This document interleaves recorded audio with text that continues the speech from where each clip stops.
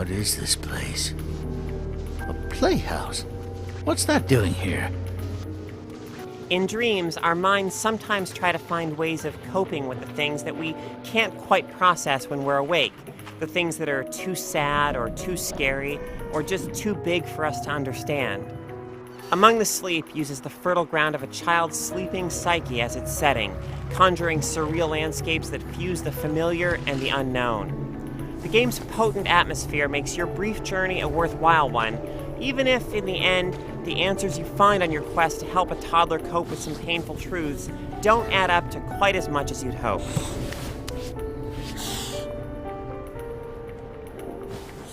The fact that you play as a toddler is among the Sleep's most unusual characteristic, and also one of its best.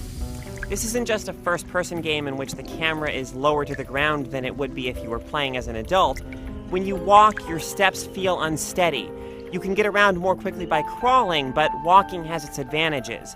On foot, you can drag objects around, and you can open drawers, which you often need to clamber up onto in order to reach doorknobs or get to higher areas.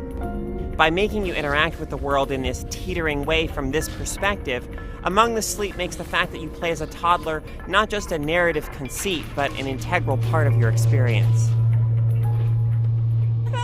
Here it comes, through the tunnel, choo-choo.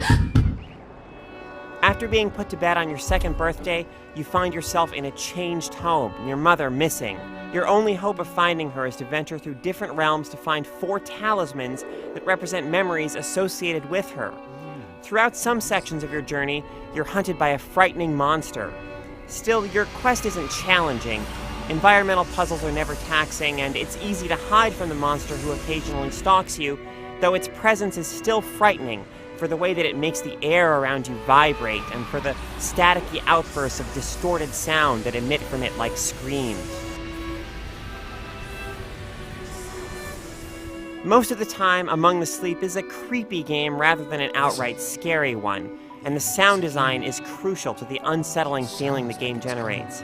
Knocks on wood, distant shrieks, discordant chimes, and other sounds lend a foreboding air to the game's strange and imaginative environments, which are quite creepy in their own right. And to be honest, it scares me a bit. But don't worry, I'll do my best to keep you safe.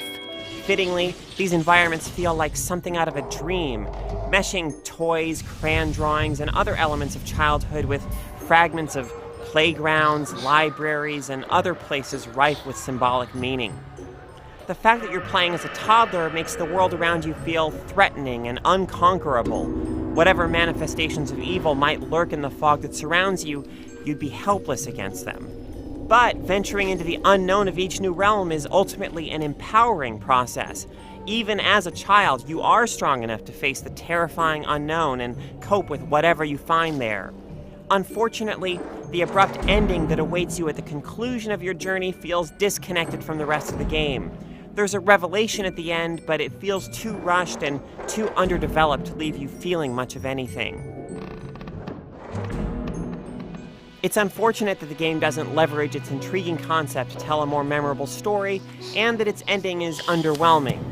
But even if the destination leaves you wanting, the journey is far from wasted. And though the dreams it conjures might be scary, it ultimately leaves you with the feeling that you're strong enough to face your fears, in dreams or otherwise.